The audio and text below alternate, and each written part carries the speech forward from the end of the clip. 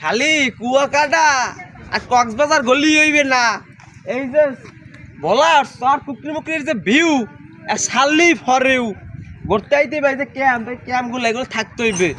হ্যাঁ, খালি ওই কুয়াকাটা কক্সবাজার বান্দরবান না কি কি এর যে ভিউ আর সাল্লি ফরেও আর না তাড়াতাড়ি আন। এই দেখছো না ইয়াকি ইয়াকি এই এই এই এর নামে রাতে থাকতে পারবেন? হ্যাঁ, একদিন ভাড়া মানা 2-3-400 এরকম হইবে সম্ভবত। ঠিক আছে, ব্যাস কোন টেনশন না। খাওয়ার রেস্টুরেন্ট আছে, গোসল করলে নদী আছে, সমুদ্র। ম্যাম একটা টেনশন কিসে আমি বুঝলাম না।